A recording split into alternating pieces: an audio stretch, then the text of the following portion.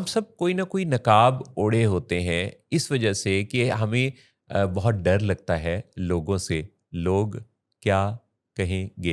हुँ, और इसमें हम उन रियलिटीज़ को बेनकाब होने से बचाते रहते हैं। हम ये सोचते हैं कि लोगों की नज़रों में अगर हमारा इमेज चेंज हुआ तो क्या बनेगा? हम ये नहीं सोचते कि अगर हमने अपने हालात का कुछ ना किया तो हमारा क्या बनेगा? जो कामयाब लोग होते हैं, ज़रूरी नहीं है कि वो जज़्बाती तौर पे भी स्टेबल हों। हुँ, उनके भी बहुत सारे चैलेंजेस होते हैं, लेकिन हम उनको बड़ा आइडियलाइज़ कर रहे होते हैं। हुँ, क्योंकि जो इंसानों के नज़दीक कामयाबी का जो मेन एक्चुअली उनको लगता है कि जो शख्स बहुत कामयाब है, पैसे वाला है, कारोबार हैं, looking after so many families, taking care of the you know children या पेरेंट्स, तो वो हुँ, बंदा हर लिहाज से, हर तरह से बहुत परफेक्ट होगा। तो हुँ। ये ज़रूरी नहीं है। मियाँ बीवी के ताल्लुक में जो सबसे एक अहम बात देखने में आती है, वो दोनों के ताल्लुकात में ख़राबी है। हुँ, मोहब्बत की शादी हो या फिर अरेंज मैरिज, दोनों सूरतों में कभी न कभी लोग अपने ताल्लुक में कुछ कमी महसूस करते हैं, लड़ भी पड़ते हैं, शिकवे शिकायत भी पैदा होती हैं। मेन जो इसकी रीज़न समझ में आती है हुँ, और जो साइंस साइकोलॉजी और ये जितने भी ह्यूमन माइंड पर काम करने वाली जितनी भी साइंसेज़ हैं, उनके बारे में जब हम जानते हैं तो समझ में आता है कि समझ ही का मसला है। हुँ। असल में मियाँ-बीवी में मुझे लगता है जो सबसे ज़्यादा जो मुश्किल चीज़ है वो बातचीत ही है। जैसे आपने कहा ना इफ़ेक्टिव लिसनिंग, एक्टिव लिसनिंग, ये बहुत इम्पॉर्टेंट है। अगर शौहर आराम तवज्जो से बात सुन ले और उसके बाद भले उस पे सारा अमल ना करे लेकिन सुन ले, हुँ, तो ये बड़ा काफ़ी होता है ख़ातून के लिए। हुँ, लेकिन क्योंकि कम्युनिकेशन भी इफ़ेक्टिव नहीं हो रही होती, जो बात कही जा रही होती है, ख़वातीन ज़्यादातर कम बोलती हैं, लेकिन जब बोलती हैं तो फिर वो मसले पे नहीं बोलती, मसाइल पे बोलती हैं। जी। वालदैन अगर सिर्फ़ 2 बातों को याद रख लें, तो बच्चों से ताल्लुकात ठीक हो जाएँगे। हुँ, पहली बात, आप इतना जजमेंटल हो के हर वक़्त नसीहत के मोड पर ना रहें कि ये करो, ये ना करो, ये करो, ये ना करो, क्योंकि इससे आपका ताल्लुक उनके साथ ख़राब हो जाता है। हुँ, हुँ, हुँ। और दूसरी बात ये है कि उनकी जो शख्सियत है, उसके बारे में नेगेटिव प्रोग्रामिंग करने की बजाय, यानी उसकी नाअहलियों को ज़िक्र करने की बजाय, अगर आप उसकी अहलियतों का ज़िक्र करना शुरू कर दें, तो ये चीज़ उनके दिमाग की प्रोग्रामिंग में बहुत अच्छी मदद दे सकती है। हुँ। हर कामयाब शख्स के पीछे इमोशनल डिफ़िकल्टीज़ क्यों होती हैं? क्या हम अपनी ज़िंदगी में कभी पलट कर देख पाते हैं कि हमारे बचपन के कितने असरात चल रहे हैं हमारे हाल पर और मुस्तकबिल पर भी असर होने वाला है?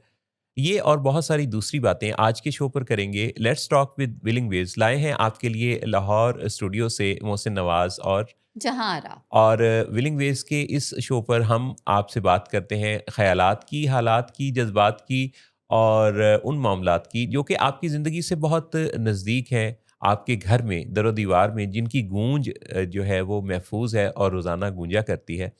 इस शो पर आप लोग भी शरीक होते हैं और आप भी बताया करें। बोल के लब आज़ाद हैं तेरे, अपने ख़यालात और अपने मामलात को आप भी हमसे शेयर कर सकते हैं थ्रू कमेंट्स। और इसके अलावा आप अपनी ज़िंदगी के वो मसाइल भी हमसे शेयर कर सकते हैं जिनके लिए प्रोफ़ेशनल हेल्प की ज़रूरत है। मैं बहुत शुक्रगुज़ार हूँ अपने उन नाज़रीन का जो इस शो का इंतज़ार करते हैं, रेगुलरली देखते हैं, हमें फ़ीडबैक देते हैं। अ, लाहौर शहर से बाहर से, मुल्क के बाहर से, बल्कि बर-ए-आज़म के उस पार भी इस शो को देखने वालों की एक बहुत बड़ी तादाद हौसला बढ़ाती है कि आप लोग इसका रिकॉर्ड रह जाने वाला जो पॉडकास्ट का रिकॉर्डिंग है, इसके चंक्स हैं, उन सब पर अपना फ़ीडबैक देते हैं। जीते रहिए और खुश रहिए। जहाँरा आप बताएँ आप कैसी हैं? मैं बिल्कुल ठीक हूँ मोहसिन साहब, और मौसम भी बहुत अच्छा है आपको पता है आजकल। हुँ। लेकिन जो आपने शो की शुरुआत की जिस टॉपिक से, वो बड़ा कैची है। मुझे बड़ा अच्छा लगा और हमने कभी इस बारे में सोचा भी नहीं कि जो कामयाब लोग होते हैं, ज़रूरी नहीं है कि वो जज़्बाती तौर पे भी स्टेबल हों। हुँ, उनके भी बहुत सारे चैलेंजेस होते हैं, लेकिन हम उनको बड़ा आइडियलाइज़ कर रहे होते हैं। हुँ, क्योंकि जो इंसानों के नज़दीक कामयाबी का जो मेन एक्चुअली उनको लगता है कि जो शख्स बहुत कामयाब है, पैसे वाला है, कारोबार हैं, looking after so many families, taking care of the children या पेरेंट्स, तो वो बंदा हर लिहाज से, हर तरह से बहुत परफेक्ट होगा। तो हम्म। ये ज़रूरी नहीं है। अगर क्राइटेरियन ये हो कि दौलत और शोहरत रखने वाला कामयाब है, हुँ, तो हर ऐसे कामयाब शख्स के साथ काफ़ी इमोशनल डिफ़िकल्टीज़ आपको नज़र आएँगी। आप उनकी कहानी उठा के देख लीजिए, हुँ, आपको नज़र आएगा कि वो बहुत ही अमीर और बहुत मशहूर शख्स जो है, उसकी ज़िंदगी में, रिश्तों में, उसके रोज़ो शब में, हुँ, उसकी डीलिंग हैंडलिंग में, उसके महसूस करने, सोचने में बहुत सारी तकलीफ़ें छुपी हैं और वो तकलीफ़ें आम नहीं हो पाती, वो बड़ी कामयाबी के साथ। वो इसमें भी बड़ा कामयाब होता है कि उन सब अपनी तकलीफ़ों पर पर्दा डाले रखता है, हुँ, पता हुँ, ही नहीं चलने देता और फिर एक दिन कोई हालात ऐसे होते हैं जो खुद आहिस्ता-आहिस्ता नीचे से सर उठाते हुए पर्दे को भी साथ-साथ उठा रहे होते हैं और फिर हालात बेनकाब होते हैं। लेकिन जो सही दानिशवर, अक्लमंद जहाँदीदा शख्स होगा, वो हालात को इस लेवल पे नहीं आने देगा कि हालात खुद बोल के कहें कि मुझे चेंज करो, बल्कि वो पहले से ही इसकी सुन-गुन रखेगा, भाँप लेगा कि मामलात जो हैं, ये कोई सही डायरेक्शन पे नहीं चल रहे। बिल्कुल। और फिर जब ये पर्दा उठता है ना मौसम साहब आहिस्ता-आहिस्ता, जी, तो तब ये एहसास होता है कि जो कामयाबी है, यानी पैसा कमाना या कारोबार करते रहना, ये कतई ज़मानत नहीं है आपके इमोशनली जो आपकी स्टेबिलिटी है, या एट टाइम ताल्लुकात में जी, इमोशनली भी स्टेबल होते हैं, तो कभी-कभी ताल्लुकात में स्टेबिलिटी नहीं होती है। जी, जी, कभी-कभी पर्सनल जो आपकी हेल्थ है, ख़्वाह वो फिज़िकल हो या मेंटल हेल्थ हो, वो बहुत ज़्यादा आप उस चीज़ को मतलब आप टेक केयर नहीं उसकी कर पा रहे होते हैं। जी, जी, जी, और ऐसे में फिर पता चलता है कि अच्छा, ये जो आप you you guys are so much obsessed regarding the success. हुँ, तो सक्सेस जो है, it's a combination of all these things, यानी आपकी ज़हनी सेहत, जिस्मानी सेहत, आपके ताल्लुकात, आपका जो अपना ख़्याल रखना, दूसरों का ख़्याल रखना, ये सब चीज़ें मिलती हैं। मेरा ख़्याल है ये सारी कामयाबी की ही ज़मानत है। बहुत बेहतरीन बात कही आपने। हम सब कोई ना कोई नकाब ओढ़े होते हैं इस वजह से कि हमें बहुत डर लगता है लोगों से, लोग क्या कहेंगे? हुँ, और इसमें हम उन रियलिटीज़ को बेनकाब होने से बचाते रहते हैं।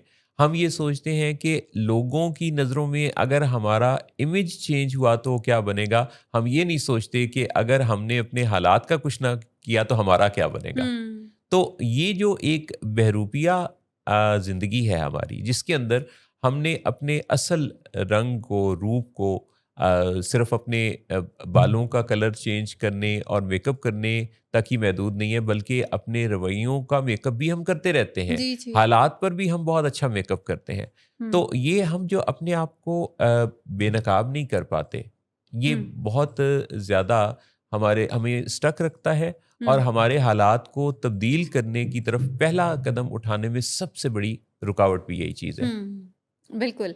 और जो जब हमें पता चलता है ना मोहसिन साहब कि हम किसी मुश्किल का शिकार हैं, तो हम चाहते ना चाहते हुए भी उस मुश्किल मामले को एट टाइम डिस्कस भी नहीं करना चाहते हैं, और हुँ, उसकी वजह हम उस तकलीफ से बचना चाहते हैं जो उसको डिस्कशन के बाद हमें मिलेगी। जी, यानी जब हमें रियलिटी से, आपने अक्सर देखा होगा कि लोग बहुत ज़्यादा डिनाइल में रहते हैं। जी, वो चाहते हैं, they don't like to share the issues, हुँ, या कोई भी जो मसला है, ख़्वाह फिजिकल हेल्थ का ही हो। जी, आपने सुना होगा कि लोग अपनी जो जिस्मानी बीमारियां हैं वो बड़ा लंबा लंबा अरसा छुपाते हैं। जी, कोई बड़ा सवेयर स्किन का मसला है या कोई और मसला, डॉक्टर्स या बाकी मेंबर्स कह रहे होते हैं कि आप ज़रा जाएं, विजिट करें, इसका इलाज है, तो वो कहते हैं कि नहीं, क्योंकि उसके पीछे खौफ छुपा हुआ होता है, क्योंकि उन्हें ये होता है कि अगर हम इसको डील करेंगे तो पता नहीं क्या होगा। जी, और इसी वजह से उनके बहुत सारे मसाइल भी मज़ीद पैदा हो जाते हैं। हुँ, ग्रीफ़ की जब हम बात करते हैं, जी, यानी जो सदमे की कैफ़ियत है, आपने देखा होगा,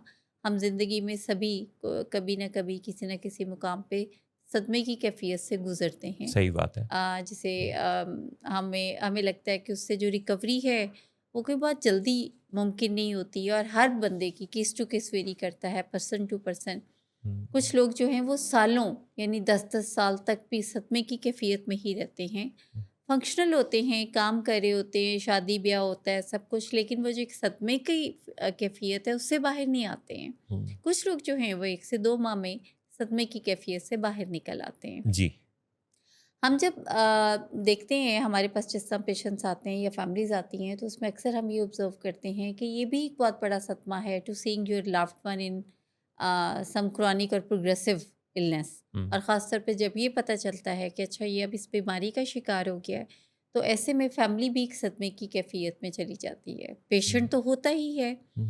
ग्रीफ़ रिकवरी की अगर हम बात करें, जिस पे बहुत बात हुई, जी। और जो 20th सेंचुरी थी उसमें तो ख़ास तौर पे इस पे काम शुरू हो गया। 21st सेंचुरी में बहुत सेमिनार्स, रिसर्चेज़ इस चीज़ पे हुई कि हमारी यानी जो इंसान हैं उनकी डिसफंक्शनैलिटी की एक मेन वजह जो है वो हमेशा सदमे की कैफ़ियत में ही रहना। हुँ। सदमे की जो 5 मेन स्टेजेस डिस्कस की जाती हैं, जी, कभी 6 भी होती हैं कुछ जगहों पे, लेकिन मेनली 5 स्टेजेस हैं। ठीक। और हम सारे उन स्टेजेस से गुज़रते हैं। हुँ। हैरत की बात है मोहसिन साहब कि हम सारे जिन स्टेजेस से गुज़रते हैं, हम उन उस पे वापस भी जा सकते हैं। और ये यानी हम घूम फिर के वापस भी जा सकते हैं और जो उसमें से जो पहली वजह है वो सिर्फ़ सदमे की हद तक नहीं है, वो हमारी ज़िंदगी में वैसे ही उसकी बहुत ज़्यादा गूँज रहती है। हाँ, बिल्कुल, बड़ी आपने अहम बात की। और कभी-कभी किसी स्टेज के ऊपर मोहसिन साहब हम देर तक भी स्टे करते हैं। जी, यानी जो फर्स्ट स्टेज है इसकी ग्रीफ रिकवरी की, वो उसे डिनाइल कहते डिनायल हैं है। हम, ठीक। और डिनाइल का मतलब यानी इनकार करना, हुँ, मानने से इनकार करना। देखने में तो लोगों को बेहसी की कैफियत लगती है, लेकिन इसके पीछे जो चीज़ है वो इंसान का जो दिमाग है, उसने इंसान को शॉक से बचाना होता है, सदमे की कैफियत से वो बचाता है। तो फॉर टाइम बीइंग तो आप समझ लें कि वो ब्लेसिंग है। हुँ, यानी जैसे किसी को न्यूज़ मिलती है कि अब फलाना आपका जो लव्ड वन है वो दुनिया में नहीं रहा, तो जो पहली कैफ़ियत जिससे आप गुज़रते हैं वो डिनाइल होता है। हुँ, तो वो आपको एक शॉक से बचाता है। हुँ, लेकिन अगर ये डिनाइल का वाला स्टेज महीनों या सालों चले, तो हुँ, ये फिर आपके लिए बहुत नुकसानदेह होता है। जी, जब आप डिनाइल से निकलते हैं, तो जो दूसरी स्टेज है उसको हम एंगर कहते हैं। हुँ, आपने अक्सर ड्रामास में देखा होगा कि जैसे ही डॉक्टर आके कहता है मूवीज़ या ड्रामास में कि जी सॉरी, हम आपके मरीज़ को नहीं बचा सके हैं, तो साथ ही जो लव्ड वन है उनका बड़ा इंटेंस रिएक्शन आता है, बहुत शदीद गुस्सा, गम का इज़हार करते हैं। न खबरों में भी सुना होगा कि हॉस्पिटल में डॉक्टर्स पे हमला कर दिया, तोड़-फोड़ की, शीशे तोड़ हुँ, दिए। हुँ, तो इस कैफ़ियत को एंगर कहते हैं। यानी हुँ, हमें कोई भी तकलीफ़ और सदमे की जो बात है, वो ज़रा उसको प्रोसेस करना बहुत मुश्किल होता है। हम जी, ये कहते हैं कि ये हुआ ही, मुमकिन ही कैसे हुआ? जी, और जब हम गम और गुस्से से निकलते हैं, इस स्टेप से जब हम निकलते हैं, कोई समझाता है हमें, तो जो तीसरा स्टेप है उसे वो बार्गेन है, यानी हुँ, लेन देन करना। हुँ, ये यानी इफ्स एंड बट्स में हम अक्सर फंसते हैं। यानी आपने देखा होगा कि बहुत सारे लोग अक्सर ये बात करते हुए नजर आते हैं, काश मैं उस टाइम पे ये कर लेता, या काश उस टाइम पे हम फलाने हॉस्पिटल चले जाते, या मैं इसको अर्ली स्टेज पे ही पकड़ लेता, या फलाने टाइम पे, या कभी-कभी बार्गेन में हम ये भी लगता है, हम लेन-देन कर रहे होते हैं कि चलो कोई ज़्यादा नुकसान नहीं हुआ। हुँ, जान बच गई। यानी हुँ, अगर किसी की किसी वजह से एक्सीडेंट में गाड़ी तबाह हो गई लेकिन जान बच गई, तो उनको लगता है कि कोई it's not a big loss, जान हुँ, बच गई हुँ, है। हुँ, तो लेन-देन के तस्वुर में यानी बार्गेन में ये थर्ड स्टेप से जब आप गुज़रते हैं, तो जी, जो फोर्थ स्टेप है उसे हम डिप्रेशन कहते हैं। जी, डिप्रेशन में मोहसिन साहब मैंने लोगों को बहुत लंबे अरसे में देखा। हुँ, यानी ये वो स्टेज है जहाँ पे लोगों को मैंने शादियाँ टूटते देखी। हुँ, मुझे अभी भी एक केस याद है जिसमें शौहर ने बताया, वाइफ ने मुझे बताया कि बहुत लंबे अरसे से कॉन्फ्लिक्ट है। ख़ास तौर पे जब से मेरी मदर इन लॉ की डेथ हुई है, क्योंकि जो हुँ, हस्बैंड हैं वो बहुत अटैच थे अपनी वालदा से, and it was a sudden death and he was not in Pakistan, he was abroad. और वहाँ से जब वो आए तो तब तक हम सब वो जो भी फॉर्मेलिटीज़ थी, रिचुअल्स थे, वो परफ़ॉर्म हो चुके थे। जी, तो तब से हमारा ताल्लुक बहुत ख़राब है। हुँ, और मीनवाइल दोनों में डिवोर्स की बात चल रही थी। यानी ये जो डिप्रेशन है, इट्स सो रियल। सदमे में जो डिप्रेशन है, इसमें बंदे डिसफंक्शनल होते भी मैंने देखे, हुँ, फेलियर्स को फेस करते देखा, लॉसेस देखे उनके मैंने। हुँ, अगर वो इससे इंटेंशनली कोई हेल्प नहीं लेते या वो खुद एफर्ट नहीं पुट करते तो बहुत लंबे अरसे तक भी इसमें रहते हैं। यानी जी, यहाँ पे रियल एक मदद की ज़रूरत होती है जी, जब आप डिप्रेशन में होते हैं। जी, जी। और डिप्रेशन से जब आप निकलते हैं तो फिर हम कहते हैं जिसको लेट गो का कहते हैं, आप मूव हुँ, ऑन करना, हुँ, यानी एक्सेप्टेंस की स्टेज होती है। हुँ। कहने को मोहसिन साहब आपने देखा होगा अक्सर लोग ये कहते हैं कि आप एक्सेप्ट कर लें, अब मान लें, मानना पड़ेगा आपको। जी, मगर जो एक्सेप्टेंस है, ये आज मैं इसीलिए ये स्टेजेस भी आप सबसे शेयर कर रही हूँ कि एक्सेप्टेंस का जो लेवल है ये कोई बहुत आसान नहीं है। इसके पीछे एक लंबा कष्ट है, इसके पीछे बहुत स्टेजेस हैं जिससे गुजर के फिर इंसान मानता है, राज़ी होता है या दिल को राज़ी करता है कि मेरे साथ अब ये हो गया है। हुँ, अब मैं मुझे शुगर हो गई है, या अब now I am heart patient, या हुँ, अब जो है वो मेरा कोई भी लव्ड वन दुनिया में नहीं रहा, या मेरी नौकरी चली गई है, या कारोबार डूब गया है। तो ये जो एक्सेप्टेंस की स्टेज है, इससे पहले हुँ। की जो स्टेजेस हैं, जब भी अपने किसी लव्ड वन को आप उनमें से किसी भी स्टेज में देखें तो उसको हेल्प करें। जी, जी, आपने देखा होगा मोहसिन साहब, लोग बहुत इग्नोर करते जी, हैं। जी, यानी कोई अगर एंगर में भी है तो अक्सर हम ये तो सुनते हैं कि जब से कोई नुकसान हुआ है तब से ये बहुत चिड़चिड़ा हो गया या गुस्सा करता जी, है, या जी, लेकिन हम उस पे बात नहीं करते जी, हैं जी, क्योंकि आप उसके गुस्से से डरे होते हैं। जो अभी शो से पहले भी आप गुस्से के बारे में एक बात कर रहे थे ना, जी, जी, जी। कि अगर गुस्सा बोलता तो वो क्या कहता। आपने इतनी खूबसूरती से सारी स्टेजेस को बताया, समझाया कि अगर कोई इसको समझ ले तो बड़ी ही आसानी से अपनी ज़िंदगी के सदमों को पहचान के फ़िक्स कर सकता है। हम्म। सदमों में ज़रूरी नहीं कि बड़ा सदमा ही हो, बड़ा सदमा भी, छोटा सदमा भी, किसी प्यारे का जुदा हो जाना भी और मोबाइल का छिन जाना भी, किसी जॉब का चले जाना भी और किसी का की डिवोर्स हो जाना भी। जी। ये मुख्तलिफ ऐसी शक्लें हैं सदमों की, जिनमें जो 5 स्टेजेस हैं उसको लोग एक्सपीरियंस करते हैं और अगर इन्हें पहचान लें कि ये जो स्टेजेस हैं इनको एक्सपीरियंस करते हुए ही इस सदमे को फ़िक्स किया जा सकता है, तो हम्म। उन्हें शायद आसानी हो जाए कि वो अपने उस सदमे को डील कर पाएँ साइकोलॉजिकली। हम्म। जो 5 स्टेजेस हैं उसमें सबसे पहले डिनायल की स्टेज की बात हुई है कि डिनायल यानी हकीकत से इनकार, ऐसा हुआ ही नहीं, ऐसा नहीं हो सकता। जी। फिर एंगर की स्टेज है कि ऐसा कैसे हो सकता है और इस पर आप फिर गुस्से में आ जाते हैं। हकीकत से आगाह करने वाला, हकीकत से मुतारिफ करवाने वाले पर ही आपको गुस्सा आ जाता है। जी। जी। फिर बार्गेनिंग की स्टेज आती है कि ये जो नतीजा निकला है, इससे पहले मैंने ही शायद ऐसा नहीं किया कि जिसके नतीजा में कोई गलती हो गई, अगर इसकी जगह यूँ होता तो ये ज़्यादा अच्छा था। जी। या बड़े नुकसान को छोटे नुकसान से जो है वो कंपेयर करते हुए ये सोचना कि जो बचा-खुचा है उसकी बात करना। जी। ये भी एक बार्गेनिंग का अंदाज़ है। हम्म। फिर चौथे नंबर पे डिप्रेशन में चले जाना, यानी उस कैफ़ियत में चले जाना जो बाकायदा तौर पे आपको डिसफंक्शनल कर देती है। आप बाज़-औक़ात घर से नहीं निकल पाते, आपकी कारकर्दगी ख़राब होती है, बिल्कुल। बेज़ारी पैदा होती है। आप कहीं जाकर जैसे पहले किसी जगह हँसते-खेलते भी थे, दुनिया में दिलचस्पी लेते थे, कामों में दिलचस्पी लेते थे, आपका जी ही नहीं चाहता जीने के लिए। हम्म। तो ये जो डिप्रेशन का फ़ेज़ है फिर ये भी आता है और फिर एक्सेप्टेंस जब आती है यानी जो आगे बढ़ने का एक आपका जर्नी है, जी।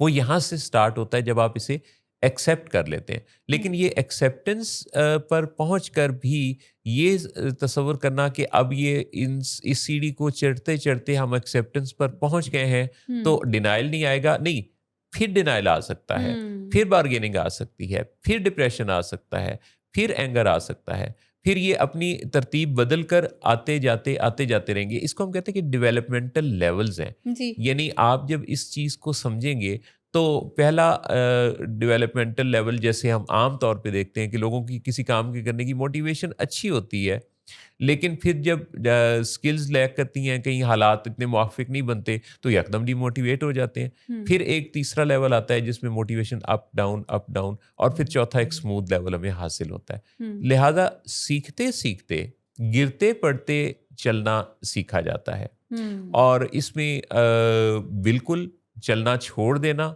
आपको माज़ूर बना देगा।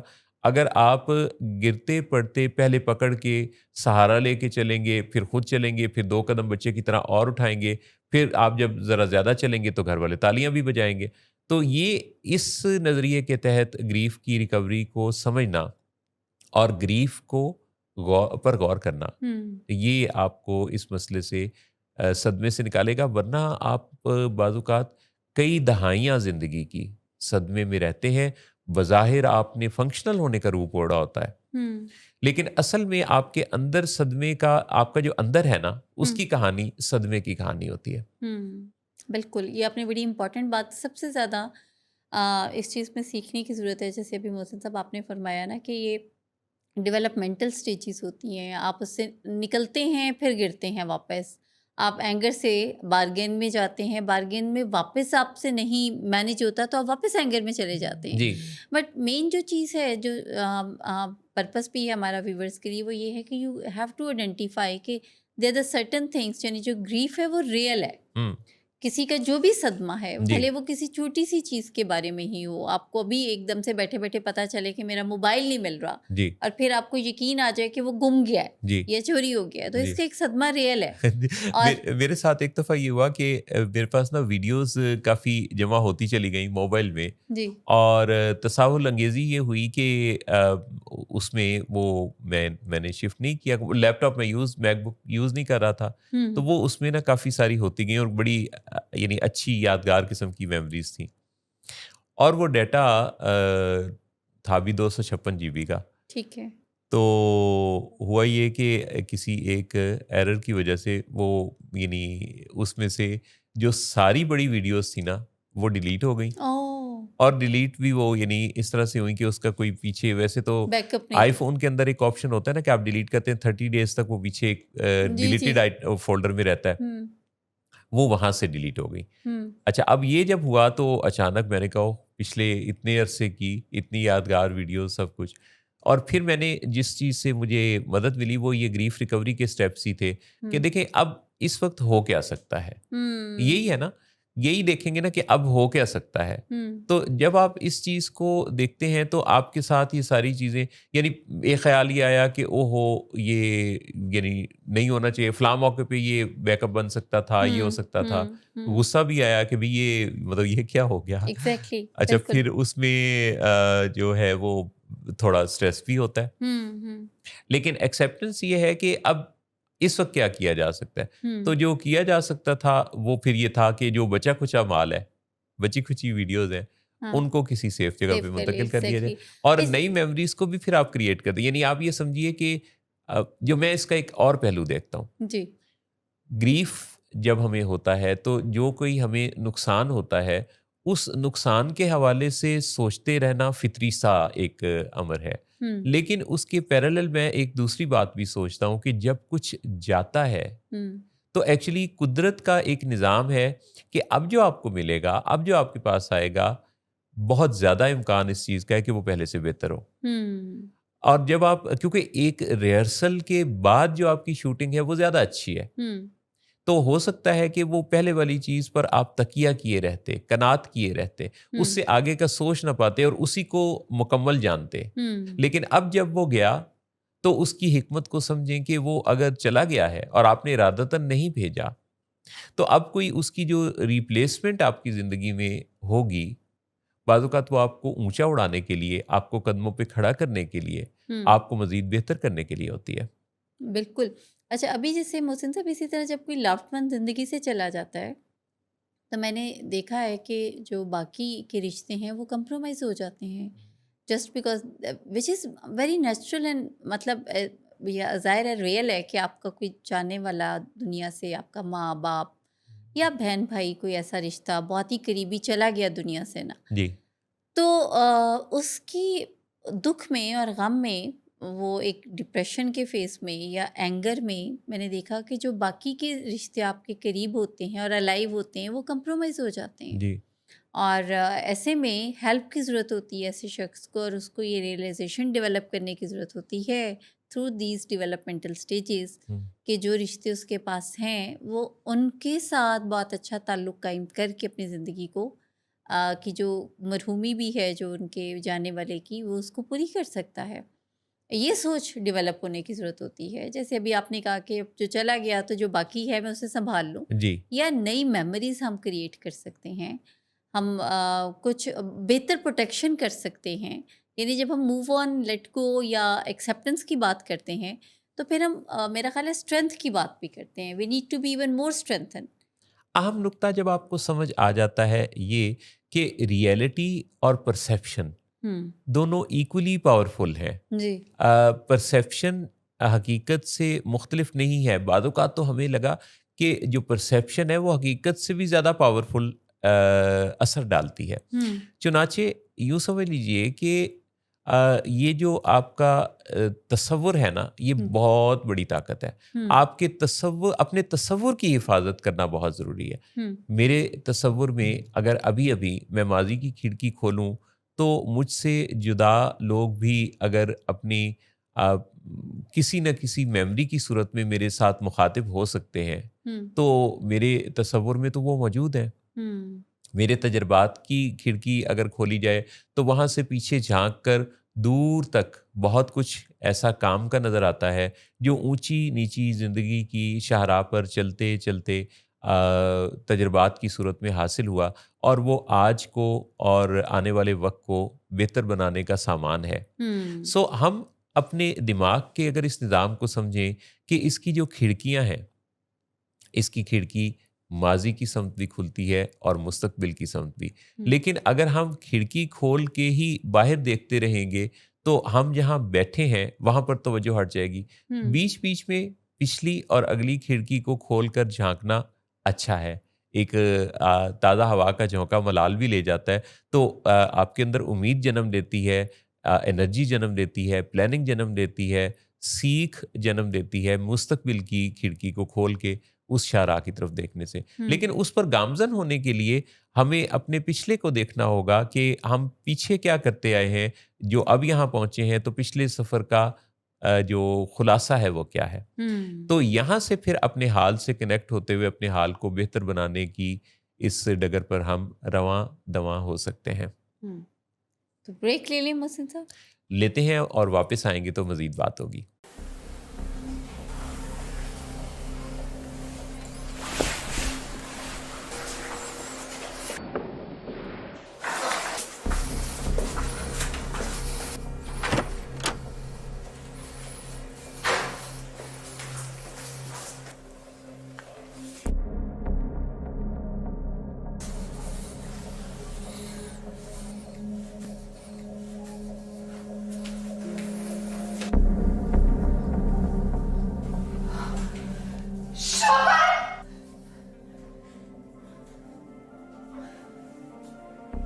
शराब नोशी की वजह किरदार की खराबी नहीं, मूड की खराबी है। शराब नोशी कभी भी नशे की बीमारी में बदल सकती है।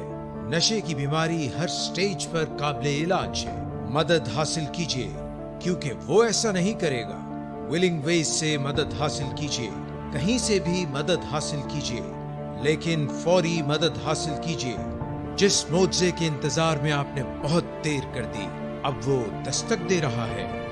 मदद हासिल कीजिए, मदद हासिल कीजिए, मदद हासिल कीजिए।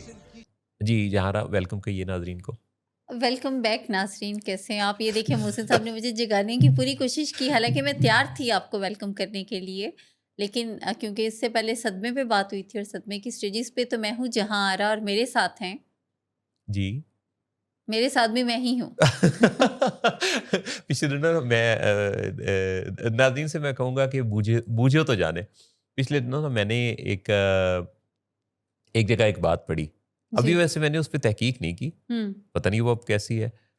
आप उन्होंने पढ़ें और मैं तहकीक करूँगी। आप कीजिएगा। जी। उन्होंने कहा जी कि यानी 3 चीज़ें नहीं हैं हुँ। कि एक जिस्म, एक रूह, नहीं 2 चीज़ें नहीं हैं कि जब आप सोते हैं, तो ऐसा नहीं है कि रूह जिस्म से निकल के और फिर जाती है, और ये उनका ख़्याल था। ठीक है। उन्होंने कहा कि 2 चीज़ें निकलती हैं। अच्छा। तार पीछे जुड़ा होता है जिस्म के साथ, हुँ। तो रूह जब सैर करती है, सपाटे करती है, दूर-दराज़ आपको बहुत दूर ले जाएगी, तो हम ज़ाहिरी तौर पे तो हम सोए होते हैं। हुँ।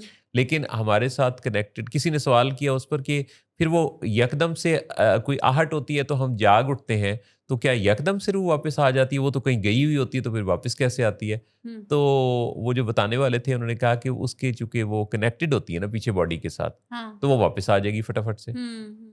लेकिन वही वो साहब बता रहे थे कि उसमें जो नेगेटिव है ना फोर्सेस, जी। उनमें से एक आपका हमजाद भी होता है हम्म। जो बचपन से आपके साथ मौजूद एक शैतान है। अच्छा, ठीक है।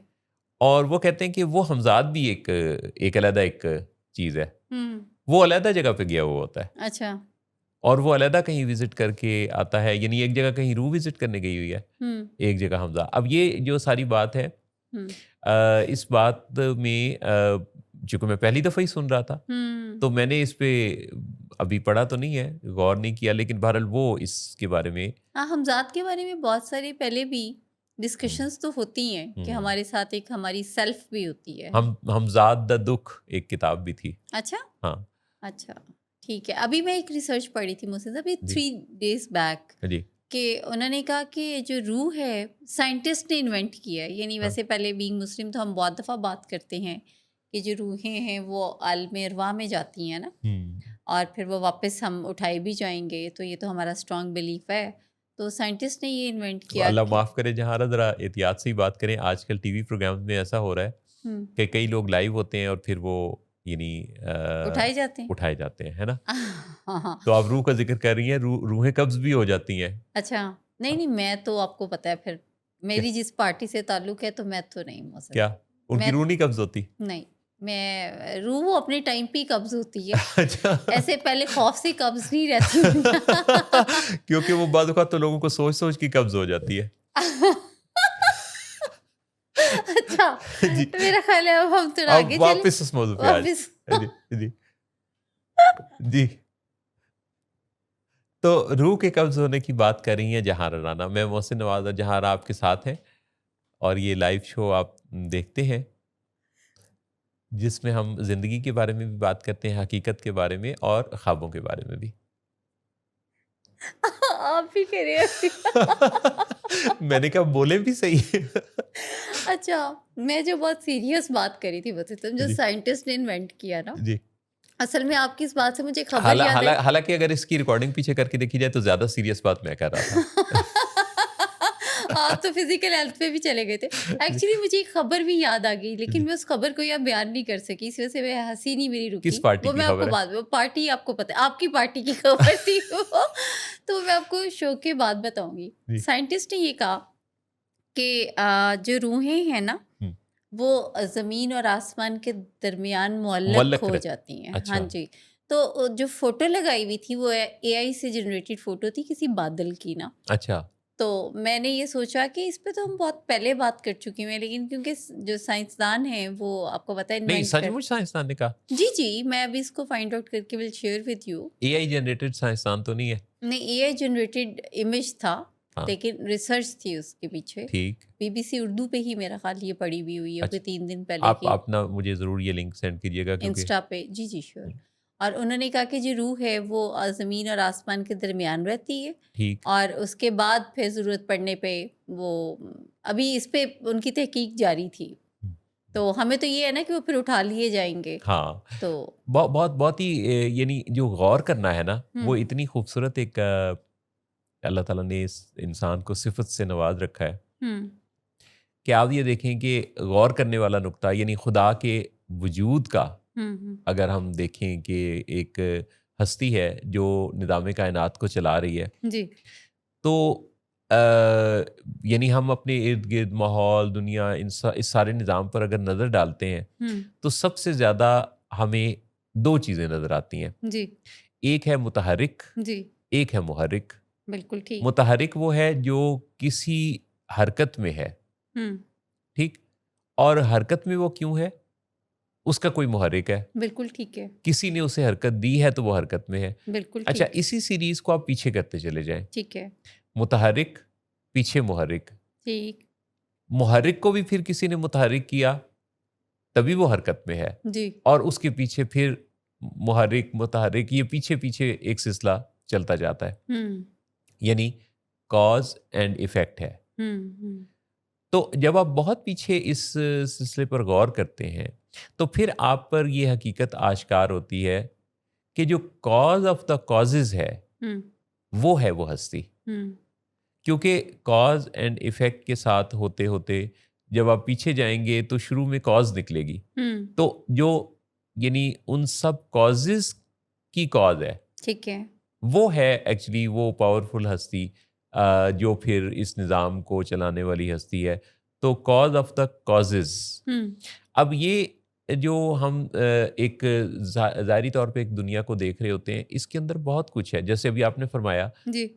मुझे बड़ा तजस्सुस पैदा हुआ और जी। मैं जी। ज़रूर इसको देखना चाहूँगा।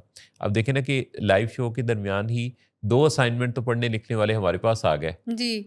एक वो पिछली जो बात कर रहे थे हम्म। और एक ये वाली बात। बिल्कुल। लेकिन जो एक ख़ास बात मैं आपसे ज़िक्र कर रहा था ब्रेक में, जी जी जी जो जी। मैंने आपसे सोचा था कि शेयर करूँगा। बिल्कुल। हम जब भी किसी को मुश्किल में, परेशानी में देखते हैं, जी। तो हम फ़ौरन क्या करते हैं? उसको नसीहत करना शुरू कर देते हैं। हम्म। उस वक़्त उसके लिए उस नसीहत को सुनना, समझना या उस पे अमल करना मुश्किल होता है। हम्म। वो क्यों मुश्किल होता है? क्योंकि इस वक़्त जब वो अपनी परेशानी आपको बता रहा था, हम्म। वो अपने उस ब्रेन में था, उस तकलीफ़ के साथ था, जो कि उसके सिम्पैथेटिक सिस्टम को ऑन किए हुए है। हम्म। आप जब नसीहत करते हैं तो ये दरअसल पैरासिम्पैथेटिक सिस्टम से आप मुखातिब हो रहे होते हैं। बिल्कुल। तो आप जिससे मुखातिब हैं, उसका तो वो दिमाग उस वक़्त एक्टिव ही नहीं है। हम्म। तो आप अपनी कीमती से कीमती बात, बड़ी से बड़ी नसीहत, बेहतरीन से बेहतरीन मशवरा ज़ाया कर देंगे, उसके काम नहीं आएगा और आपके कहे हुए का कोई फ़ायदा नहीं होगा। अब इसका जो एक बड़ा ही आसान और बेहतरीन तरीका है, वो ये है कि अगर आप जब भी कोई आपसे मुश्किल या परेशानी अपनी शेयर करे, तो अगर आप सिर्फ़ और सिर्फ़ उसकी बात को गौर से एक्टिव लिसनिंग के साथ सुन लें, हम्म। आप सिर्फ़ सुनें। जब आप उसकी बात सुन रहे होंगे, तो उसे क्या मैसेज मिलेगा कि यकीनन मेरे मसले का कोई इसके पास हल मौजूद है, तभी तो ये इतने गौर से सुन रहा है। हम्म। और जब आप उसकी सारी बात गौर से सुनते-सुनते एक-एक चीज़ को बीच में सवाल भी पूछें, जब वो आपको अपनी सारी बात बता चुके, अब आप उसे मशवरा देंगे तो अब उसका जो सिम्पैथेटिक सिस्टम है, वो ठंडा हो चुका है और जो पैरासिम्पैथेटिक सिस्टम है, वो अब ऑन है बात रिसीव करने के लिए, मशवरा रिसीव करने के लिए। हम्म। तो अब आप जब उसे बात करेंगे तो आपका वो मशवरा कारगर भी होगा, काम भी आएगा, उसका भी फ़ायदा होगा और आपको भी अच्छा लगेगा कि आप उसकी हेल्प कर पाए। अच्छा, ये आपने मोहसिन साहब इतनी खूबसूरत बात की है। मैं भी आप जब बात करें तो यही सोच रही थी कि ज़्यादातर जो ताल्लुकात ख़राब भी इसी वजह से होते हैं। हुँ। पहली बात तो कोई आपसे फिर अपनी मुश्किल में बात शेयर करना ही नहीं चाहता। जी, उसकी मेन रीज़न ये है कि आप उसको, वो सिर्फ़ चाह रहा है कि मुझे सुन लो जो मेरी प्रॉब्लम है, और आप सुनते नहीं हैं बल्कि आप उसको नसीहत वाज़ करना शुरू कर जी, देते हैं। जी, तो फिर ज़्यादातर जो इम्प्रेशन ये जाता है कि बात करने का कोई फ़ायदा नहीं है। जी, मीनवाइल अगर कोई करता भी है तो उसके जवाब में हमारा जो फ़ेवरेट एक्ट है वो फ़ौरन से उसको नसीहत करना है, हुँ, जिसके जवाब में अगले बंदा जब उस पे अमल नहीं करता या कोई हमें बुरा रिएक्शन मिलता है तो हमारा ताल्लुक़ ख़राब होता है। जी, और आपने बड़ी अच्छी बात की है कि जब कोई आपसे कोई भी मुश्किल मसला या कोई दुःख शेयर कर रहा होता है तो उसको पहले सिर्फ़ सुन लें। जी। सुनने के बाद जब वो रिसेप्टिव हो तो उसको बताएं कि इसमें अच्छा क्या है और बुरा क्या है। लेकिन सुनना मुझे लगता है बनी नौ इंसान के लिए बहुत मुश्किल है मोहसिन साहब। क्योंकि ये उसको उस घुमंड से, उसकी उस घुमंड और अनाज से टकराती है ये बात। हम्म। क्योंकि जब वो सुन रहा है तो इसका मतलब है कि उसे ये लग रहा है कि मैं जो ये सुनने पर वक्त और तवज्जो ज़ाया कर रहा हूँ, ये दूसरे को कहीं ये मैसेज तो नहीं दे रहा कि मुझे इस बात का पता नहीं है। हम्म। वो इस ख्याल में या इस ख़याल ख़ाम में रहना चाहता है कि अगर मुझसे कोई बात कर रहा है तो मैं कोई ऐसा ऑटोमेटिक सिस्टम रखता हूँ जिसके ज़रिए मुझे उसके दिल की, दिमाग की सारी बात का पता है। इसको साइकोलॉजी में तो जंपिंग टू द कंक्लूजन कहते हैं। हम्म। लेकिन वैसे देखा जाए तो तकरीबन हर इंसान के साथ ये मसला है कि वो जल्दी से अपनी असेसमेंट देना चाहता है, हम्म। जल्दी से ये बताना चाहता है कि उसे पता चल गया है कि असल बात क्या है। बिल्कुल बिल्कुल। आपने, मैं कल ही खातून से बात करी थी, she is a very good psychologist in the town. तो जब बात करी थी तो बात ख़त्म होने के बाद मुझे ये एहसास हुआ कि अगर बीइंग प्रोफेशनल इनमें सुनने वाला एलिमेंट नहीं है तो फिर तो पेशेंट के साथ बड़ी ज़्यादती हो जाती है, क्योंकि जी, मेरा ख्याल है बीइंग थेरेपिस्ट या साइकोलॉजिस्ट हमारी क्वालिटी ही ये है कि हम नॉर्मल से ज़रा ज़्यादा हमारे अंदर कैपेसिटी है सुनने की। जब तक सुनेंगे नहीं आप, नॉर्मली भी नहीं जब तक आप सुनेंगे, और अगर आप प्रोफेशनल हैं और है ही आप ज़ेनी नॉलेज, तो फिर तो समझें कि आपके पास आने वाला जो है वो कुछ लेके नहीं जाएगा आपके पास से, शायद बेचैनी लेके जाए। सो अगर सब्र नहीं हो पा रहा, हुँ, अगर नहीं अपने आप को रोका जा रहा कि यानी बेसब्री सी है कि जल्दी से अब मैं बोल पड़ूं हुँ, उसकी बात के मुकम्मल होने से पहले, या अगर आपके जहन में ये है कि इस वक्त आपके पास आपका वक्त ज़ाया होगा उसकी बात के सुनने हुँ, से, आपको बहुत मसरूफियात हैं, बहुत ज़्यादा काम है, तो अभी आप ये बात सुनने के लिए टाइम नहीं है, तो हुँ, आप टाइम मुकर्रर कर सकते हैं। हुँ, अगर वो जो आपको सुनाने वाला है, वो अगर आपका कीमती ताल्लुक है, तो उसके साथ बात सुनाने के लिए वक़्त मुकर्रर कर लीजिए, लेकिन क्वालिटी लिसनिंग दीजिए।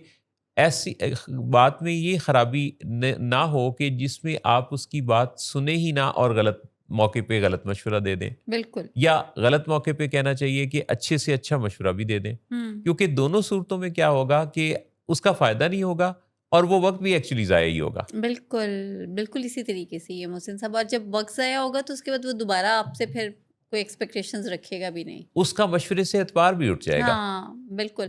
अच्छा, बहुत सारे आपने देखा है जो डिलेड ट्रीटमेंट हैं, उनकी मेन जो रीज़न्स हैं, one of the main reasons वो यही हैं हुँ, कि उन्होंने दे ट्राइड सम टाइम, लेकिन उसके बाद उनको कोई रिक्वायर्ड रिज़ल्ट नहीं मिले, जी, और जब उन्हें रिक्वायर्ड रिज़ल्ट नहीं मिले तो फिर उनका जो एतबार था ना वो इलाज से ही उठ गया, जी, मुआलिजीन से ही उठ गया, जी, और उनको लगा कि इस इलाज से तकलीफ़ ज़्यादा बेहतर है, मैं इसको बर्दाश्त कर लेता हूँ। जी, जी, जी। बिल्कुल, वो बाज़-औक़ात फिर लोगों को लगता है कि फिर चलें, फिर ये जो स्टेटस को है, जिस पे हम हैं, हुँ, इसी पे ही हम रहते हैं। बिल्कुल। एक चीज़ जो बहुत ज़्यादा देखने में आती है कि लोग जब मेरे पास अपने मसाइल का हल लेने के लिए आते हैं, तो वो किसी एक प्यारे के हालात को डिस्कस कर रहे होते हैं। हुँ, हुँ, उसकी पूरी कहानी सुनाते हैं, उसकी तकलीफ़ें सुनाते हैं, उसके मसाइल बता रहे होते हैं। हुँ, लेकिन बीच में एक पहलू मिसिंग होता है, हुँ, उनके अपने हालात का, हुँ, उनकी अपने ख़यालात और जज़्बात का। हुँ, वो समझते हैं कि ये जो सारे के सारे मसले हैं, वो उसी के साथ हैं, जो उस वक़्त गैर हाज़िर है, हुँ, या अगर मौजूद है तो खुल के बात नहीं हो पा रही, तो उसके बारे में वो बात करते रहते हैं। बिल्कुल। लेकिन दरअसल उसके इन हालात तक पहुँचने में जो अपने हालात को छुपा रहा है या बता नहीं रहा, एक्चुअली तो उसका अमल दखल भी होता है और वो मुतासिर भी हुआ होता है। हुँ, दोनों चीज़ें होती हैं। यानी उसके इस इन हालात तक पहुँचने में जो रोल अदा करना था, उस पर्सन ने जो अब अपनी उसकी कहानी सुना रहा है अपनी ज़बानी, हुँ, उसमें वो उसने क्या किया कि उसने इनेबल भी किया, जिससे उसकी बीमारी की ग्रोथ हुई अनजाने में, हुँ, ना चाहते हुए अपनी तरफ से भला किया। हुँ, लेकिन उसके जो कॉन्सिक्वेंसेस थे उससे बचाता रहा, बीमारी हुँ, पलती रही। हुँ, हुँ, और अपने हालात में, यानी उसने चूँकि अपने हालात को अपने रोल को पहचाना नहीं, समझा नहीं, बयान नहीं किया, चुनाचे उसके अपने साथ जो तकलीफ़ें बढ़ती चली गईं, अब वो उससे डिनायल में है। हुँ, यानी वो इसको मानने पे के माइंडसेट के साथ नहीं है कि ये सब कुछ मेरे साथ भी, वो उसका ही बताना चाहता है। हुँ, तो लीडरशिप जब तक नहीं दी जाती उस किसी शख्सियत को, जो आपका कोई टीचर है, मेंटोर है, आपका कोई गाइड है,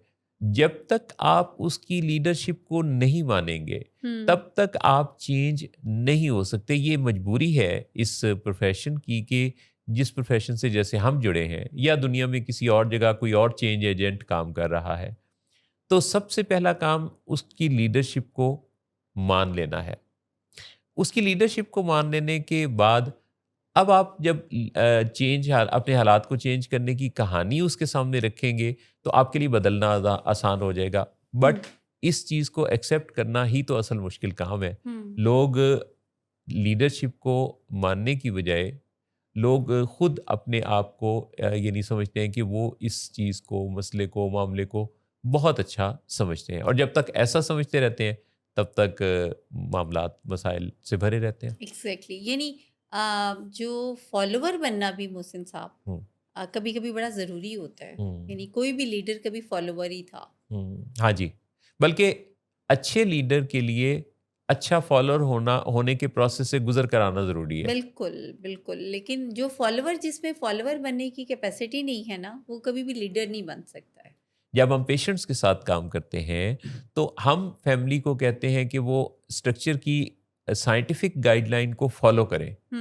जितने अच्छे तरीके से हम देखते हैं कि कोई स्ट्रक्चर की गाइडलाइन को फॉलो कर रहा होता है, वो उतना ही अच्छे तरीके से अपने पेशेंट से बाद में फॉलो करवा सकता है। लेकिन शुरू में ही अड़फस करने वाला अच्छा लीडर नहीं बन सकता। बिल्कुल। लेते हैं एक ब्रेक, वापस आएंगे तो मजीद बात होगी।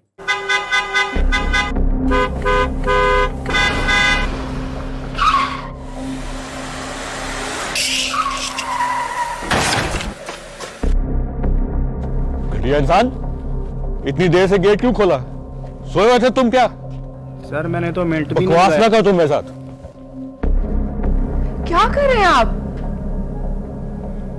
अब्बा जी घर पे हैं, नशे में गालियां दे रहे हैं। खुदारा होश में आए, क्या हो गया आपको?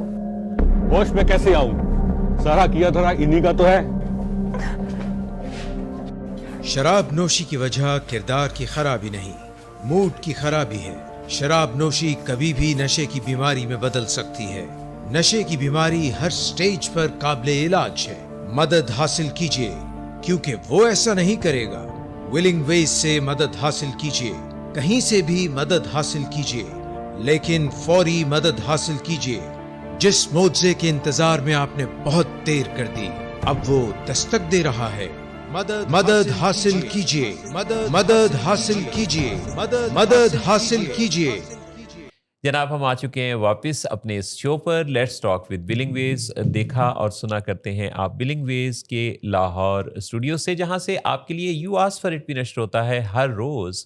कोई शाम ऐसी नहीं है कि जिस शाम आप के साथ इन मौज़ूआत पर बात करने के लिए हमारी टीम मौजूद ना हो। कभी लाहौर, कभी कराची, तो कभी इस्लामाबाद, और सैटरडे को तो 2 दफ़ा होती है मुलाकात, जिसमें हम आपके लिए लेकर आते हैं let's talk with billing wedge. मियाँ बीवी के ताल्लुक में जो सबसे एक अहम बात देखने में आती है, वो दोनों के ताल्लुकात में ख़राबी है। मोहब्बत की शादी हो या फिर अरेंज मैरिज, दोनों सूरतों में कभी ना कभी लोग अपने ताल्लुक में कुछ कमी महसूस करते हैं, लड़ भी पड़ते हैं, शिकवे शिकायत भी पैदा होती हैं। मेन जो इसकी रीज़न समझ में आती है, और जो साइंस, साइकोलॉजी और ये जितने भी ह्यूमन माइंड पर काम करने वाली जितनी भी साइंसेज हैं, उनके बारे में जब हम जानते हैं तो समझ में आता है कि समझ ही का मसला है। और वो क्या है कि खातून ये कहती है, औरत की नफ्सियात ये है कि वो बात बताना चाहती है, सुनाना चाहती है, क्योंकि उसे लगता है कि वो बताएगी, सुनाएगी तो इसका मतलब होगा कि उसे समझा जा रहा है। और जब उसको बीच में ही रोक दिया जाएगा, उसको लेबल कर दिया जाएगा कि तुम्हारी तो रोज़ाना की यही कहानी है, उसकी बात को स्नप कर दिया जाएगा, उसके साथ बातचीत होगी नहीं, तो ये मसला हल नहीं होगा। लिहाजा उसको, उसकी नशरियात को ऑन होने दें, उसको ब्रॉडकास्ट करने दें अपना मसला। जब आप उसका ब्रॉडकास्ट सुन लेंगे तो अब आप जो भी बात करेंगे ये वो ठंडे दिमाग से सुनने की पोजीशन में होगी। मियाँ का जो मसला है, जो उसकी शिकायत है, वो जो ख़वातीन गलती करती हैं, वो ये करती हैं कि वो मियाँ की इज्जत नहीं करती। मर्द जो है वो, उसको इज्जत बड़ी प्यारी है। आप देखें कि लोग तो यहाँ ज़रा इज्जत की हिस्ट्री देखें कि इज्जत उनको कितनी ज़्यादा प्यारी है कि इज्जत के नाम पर क्या कुछ नहीं होता रहा।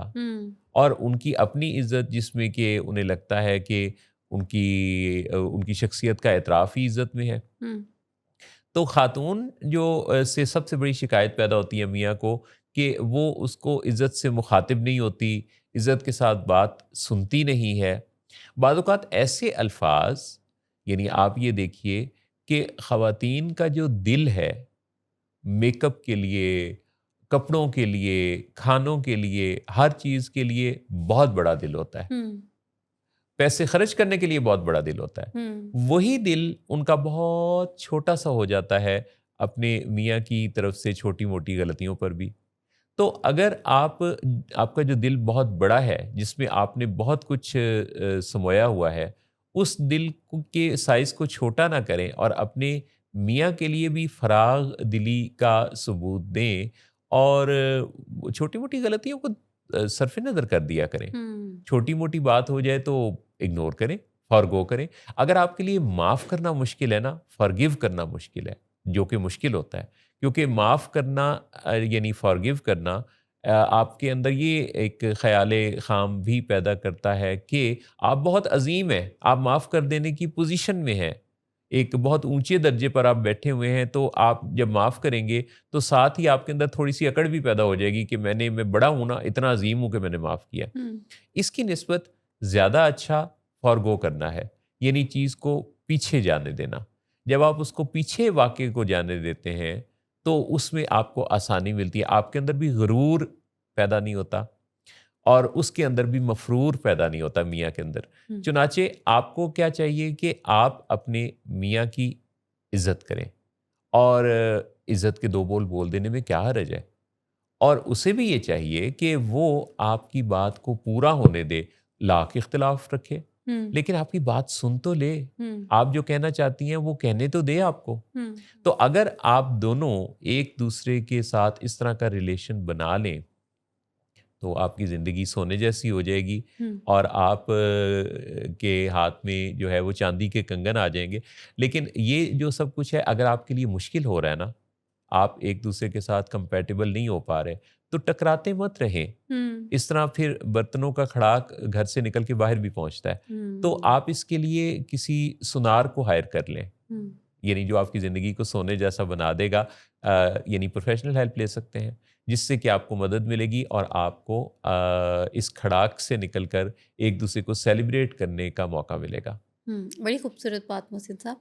असल में मियाँ-बीवी में मुझे लगता है जो सबसे ज़्यादा जो मुश्किल चीज़ है वो बातचीत ही है। जैसे आपने कहा ना इफ़ेक्टिव लिसनिंग, एक्टिव लिसनिंग ये बहुत इम्पॉर्टेंट है। अगर शौहर आराम तवज्जो से बात सुन ले और उसके बाद भले उस पे सारा अमल ना करे लेकिन सुन ले, हुँ, तो ये बड़ा काफ़ी होता है ख़ातून के लिए। लेकिन क्योंकि कम्युनिकेशन भी इफ़ेक्टिव नहीं हो रही होती, जो बात कही जा रही होती है, ख़वातीन ज़्यादातर कम बोलती हैं, लेकिन जब बोलती हैं तो फिर वो मसले पे नहीं बोलती, मसाइल पे बोलती हैं। जी, बहुत और उम्दा, बहुत और उम्दा। और वो बहुत लंबे, मुकर्रर इरशाद, सर वो मसले पे नहीं बोलती, मसाइल पे मसाइल पे बोलती हैं। बोलते हैं। और वो मसाइल उनके शुरू होते हैं कोई 2-4 साल पीछे के, हुँ, जिसमें वो सारे ही फैमिली मेंबर्स को इन्वॉल्व करती हैं। अब यहाँ पे जो एक्टिव लिसनिंग है वो ज़रा पीछे रह जाती है।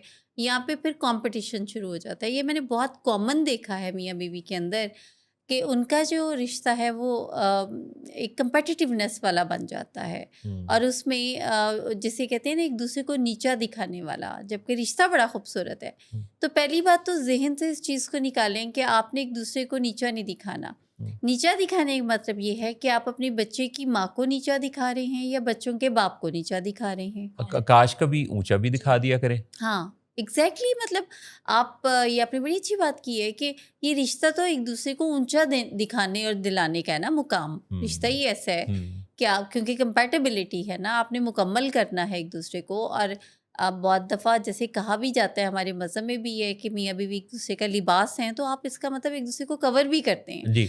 अब ऐसे में आपने जब मुझे बहुत ही मोहसिन साहब कभी-कभी दुःख भी होता है जब मैं देखती हूँ कि किसी की शादी सोशल मीडिया पे बड़ी वायरल हुई, हाँ, हाँ। धूम-धड़ाके के साथ, हाँ जी। और उसके बाद वो हंडिया चौराहे में ही फूट रही है। चलें भई, आपका नहीं निभा हुआ, आपके डिफरेंसेस हैं, ओपिनियन आपकी बहुत डिफ़र करती है, आपकी आदत, आप नहीं खुश हैं, आपको लगा कि बंदा धोखा दे गया, बंदी धोखा देगी, तो आप उसको बड़ी रिस्पेक्टफुली छोड़ दें। लेकिन जब हम छोड़ते हैं तो हम कच्चा धुआं बहुत छोड़ते हैं। आप देखिए कि यानी जिस शादी में शिरकत करने वालों पर भी सवाल उठ गए, जिस शादी पर तबसरा करने वाले भी मुतनाज़े हो गए, उस शादी को फिर चलाएं तो सही। बिल्कुल। और अगर अब आप उस शादी को नहीं चला रहे तो अब आप फिर आपके लिए वो मुश्किल कोई मौका आ गया है, तो इस मौके पे भी फिर एक यानी हरदर्मी भी और फिर आपकी शराइत भी और आपका बहुत ज़्यादा इमोशनल बैगेज, तो ऐसे में फिर दरमियान में कुछ और लोग आएंगे, वो बेचारे फिर मुतनाज़े बन जाएंगे। एग्जैक्टली मतलब आप क्या प्रूव करना चाह रहे हैं जब आप किसी की करैक्टर असैसिनेशन कर रहे होते हैं मोहसिन साहब, दोनों पार्टीज ही, यानी शौहर भी और बीवी भी, और उस करैक्टर असैसिनेशन के अंदर आप इन्वॉल्व कर लेते हैं उनके बाकी फैमिली मेम्बर्स भी, तो मेरा ख्याल है इस रिश्ते में बाकी कुछ नहीं बचता।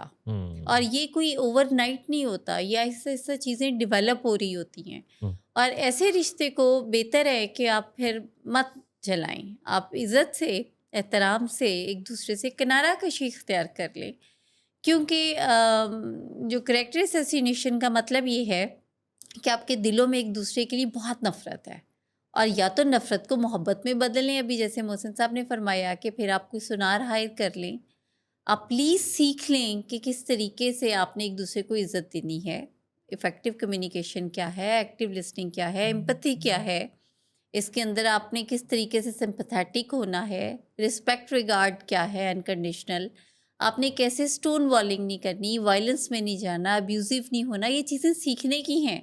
इंसानों के लिए ही ये सारी चीज़ें जो हैं वो रिसर्चेस हुई, और उसके बाद दे आइडेंटिफाइड, दे फाइंड आउट कि दीज आर द टेक्निक्स जिसको आप यूज़ करते हुए अपनी ज़िंदगी को आसान कर सकते हैं। जैसे हम यूट्यूब से खाना पकाना नहीं सीखते हैं कि ऑयल का ये रेशियो हो, मसालों का ये हो, ये मैदे पे, ये पेट पे आपके इफ़ेक्ट नहीं डालेगा। तो प्लीज़ इसी तरीके से ज़िंदगी को खूबसूरत बनाने के लिए इन टेक्निक्स को भी सीख लें। बहुत ही खूबसूरत, बहुत ही बेहतरीन आपने बात कही। वो दोनों सोशल मीडिया पर दोस्त बने थे और एक दूसरे को बहुत सराहते थे। जी। एक दूसरे से बातें करने का वक्त बढ़ रहा था, रातों की नींद कम हो रही थी, पसंदीदगी इतनी बड़ी कि दोनों ने एक दूसरे को जीवन साथी बनाने का फ़ैसला किया। चंद महीने गुज़रने के बाद मंगनी भी हो गई। जी। मंगनी होने के बाद अब एक दूसरे को इस्लाह करने का वक्त आ गया। मियाँ और बीवी इस ख्याल में बहुत ज़्यादा रहते हैं कि हमने एक दूसरे को ठीक करना है।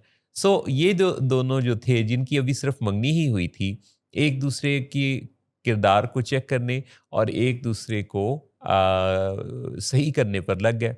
जी। खातून ने क्या किया कि उन्होंने सोशल मीडिया पर एक फर्जी अकाउंट बनाया। उस अकाउंट से अपने मंगेतर को चैट स्टार्ट की जी।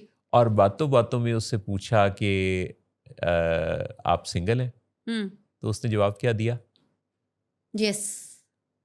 उसने कहा यस। यहाँ से तो लग गई, क्या बोला? लग गई बस आग। आग। मैं ये खुद कर चुकी हूँ। अच्छा, अब जब ये आग लगी तो इसके जवाब में जो है वो बहुत ज़्यादा यानी एक पैनिक अटैक हो गया, एक बहुत ज़्यादा तकलीफ हो गई। इस पर फिर दोबारा उन्होंने यानी आपस में बड़ा सख्त मकालमा और बहुत ज़्यादा जज्बाती तकलीफ। तो मुझसे जब खातून बात कर रही थी तो मैंने तो कहने लगी कि मैं जितनी प्योर हूँ, मुझे इतना प्योर जो है वो ये बीच में मैं जितनी प्योर हूँ तो मुझे इतना प्योर जीवन साथी क्यों नहीं मिला। मेरे लिए कितना ये एक सदमे की बात है। तो मैंने उन्हें कहा कि आप ज़रा इस बात पे गौर कीजिए कि क्या अगर आप इस तरीके से किसी के साथ भी यानी आजमाने के नुक्ता नज़र से चेक करने के लिए कहीं चैटिंग करेंगे तो उसके तो कई असबाब हैं। आप मुखातिब जिससे हैं, अच्छा देखा जाए तो अभी मंगनी हुई है, अभी वैसे वो यानी मैरिटल स्टेटस उसका बना नहीं है, इंगेज्ड है वो, है ना, मैरिड तो नहीं है ऑब्वियसली, और जस्ट ट्राइंग ना। हाँ, और मंगनी क्या है, ऑब्जर्वेशनल पीरियड है, परखने का है। तो एक तो ये भी है। दूसरी बात ये है कि इस पर अगर आप ये सोचें कि कोई ऐसा होगा जो आपके साथ कोई ऑब्सेस्ड स्टेटस पर चला जाएगा, मंगनी हो जाने पर ही वो आपको उतना ही सोचेगा जितना कि आप सोच रही हैं, तो उसकी पता नहीं अब उसकी मेंटल हेल्थ फिर कैसी होगी। अब आप ये देखिए मोहसिन साहब कि ये जो ट्राई मतलब ये जो शक वहम का एलिमेंट है ना, ट्राई एंड टेस्ट करना, ऑब्जर्व करना, फॉलो करना, मेरा ख्याल है ये जितना ज़्यादा होता रहता है उतनी ही तकलीफ़ बढ़ती रहती है, क्योंकि दुनिया में कोई भी परफेक्ट नहीं है और लोग भी या पार्टनर्स भी टाइम के साथ साथ ही चेंज होते हैं। ख़वातीन भी परफेक्ट नहीं होती हैं, ख़वातीन भी हम लोग टाइम के साथ चेंज होते हैं। Sense of responsibility with passage of time आती है। जी।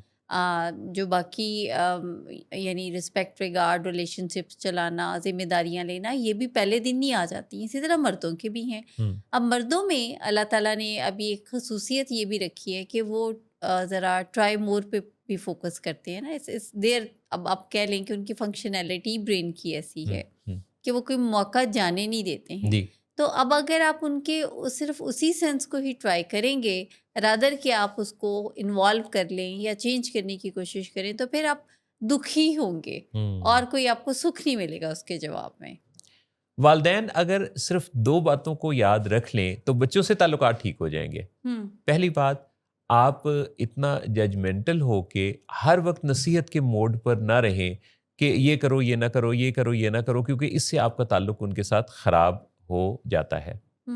और दूसरी बात यह है कि उनकी जो शख्सियत है उसके बारे में नेगेटिव प्रोग्रामिंग करने की बजाय, यानी उसकी नाअहलियों को जिक्र करने की बजाय, अगर आप उसकी अहलियतों का जिक्र करना शुरू कर दें तो ये चीज़ उनके दिमाग की प्रोग्रामिंग में बहुत अच्छी मदद दे सकती है। यानी उसकी जो सिर्फ नाकामियों की दास्तान उसको सुनाना, उसके किरदार की खराबियाँ, उसके डिसिप्लिन, ये डिसिप्लिन पर या किसी की शख्सियत पर तनकीद करके उसकी इसलाह नहीं होती। उसकी हेल्प कैसे होती है? ऐसी सजेशन देकर जो कि उसके लिए काबिल अमल हो। और बदल लेने की बात करना, यानी किसी को ये कहना कि तुम बदल कर ऐसे हो जाओ, भाई अगर उसको बदलने पर इतनी कुदरत हासिल हो तो वो बदल ही ना जाए। पहली बात तो ये कि वो उसको वैल्यू नहीं कर रहा, उसके ख्याल में जो वो कर रहा है वो ठीक कर रहा है। जैसा आप करवाना चाहते हैं, इसकी अहमियत उसकी नज़रों में उजागर करने के लिए इसका नज़रिया उसको देना पड़ेगा, ताकि वो समझ जाए कि उसके लिए जो वो कर रहा है उसकी निस्बत इस नज़रिए को अपनाना क्यों ज़रूरी और अच्छा है। और फिर इस पर सवाल जवाब के ज़रिए बात होगी। एक ही नशिस्त में बात मुकम्मल नहीं होगी, कई नशिस्तें हो सकती हैं। बात को टकराव के, तसादम के दर्जे पर डील जब पहुंचते देखें, इतनी समझ हासिल कर लें कि उससे बहुत पहले उस गुफ्तगू को मुलतवी कर दें अगली नशिस्त के लिए, फिर उससे अगली, फिर उससे अगली। तो आपकी जो बात है वो खूबसूरत होनी चाहिए। आपकी बात में माहौल ख़राब नहीं होना चाहिए, बात काटना नहीं होना चाहिए, दिल बुरा नहीं होना चाहिए, जज्बात मजरूह नहीं होनी चाहिए। छोटी छोटी बात करके जब आप देखें कि अब इतना ही वो सुन सकता है या सुन सकती है और आगे डाइजेस्ट नहीं होगा, तो भांप लें इस चीज़ को और बाकी बात फिर पे रख लें। तो जब आप ये काम करेंगे तो आप देखेंगे कि ये डिवाइडेड इन डिफरेंट चंक्स आपकी होने वाली बातचीत नतीजा खेज होगी। बहुत बहुत उम्दा बातचीत आपने की है मोहसिन साहब। आज के शो में आपने 4 चांद लगा दिए। हाँ, लेकिन जो आपने जो ग्रीफ पर बात की, आपके सारे चंक्स, आपकी सारी बातों को मैंने बड़े ही ध्यान से और गौर से मैं वो सुनता 2 हूँ। एक चांद मैंने भी लगाए होंगे फिर नहीं, साथ। आपने उसमें काफ़ी ज़बरदस्त बातें की, लेकिन आखिर में आपसे एक सवाल भी है। जी जी जी। आपने ग्रीफ रिकवरी की 5 स्टेजेस जिस पर हमने बात की, आपने कहा कि कहीं कहीं उसकी 6ठी स्टेज भी है। वो मेरे इल्म में नहीं है। यानी एक्सेप्टेंस से पहले कहीं पे उन्होंने लेट गो को भी मेंशन किया Let हुआ go, है। अच्छा। लेटिंग गो पे काफ़ी काम किया डिफरेंट जो रिसर्चर्स थे या थेरेपिस्ट थे। और लेटिंग गो जो है, आपको पता है, ये एक प्रॉपर एक सब्जेक्ट है, टेक्निक है। हाँ, सरफे नज़र कर देना, लेट गो कर देना, जी। बहुत बहुत बहुत बहुत अच्छा और है। तो उसके उन्होंने बाद फिर उसको अलग acceptance। डिफाइन किया। हाँ, उस पे उन्होंने अलग, लेकिन मेन जो हैं वो 5 ही हैं। यानी डिप्रेशन के बाद वो एक्सेप्टेंस की बात करते हैं, लेकिन कहीं कहीं पे आपको वो लेट गो के बाद एक्सेप्टेंस मिलती है फिर। कहीं कहीं से कुछ मिसरे, एक आध गजल, कुछ शेर, वाह इस पूंजी पर कितना शोर मचा सकता था मैं। वाह वाह वाह वाह वाह, बहुत आला, बहुत आला। इजाज़त चाहते हैं। अल्लाह हामिद नासिर। अल्लाह हाफिज।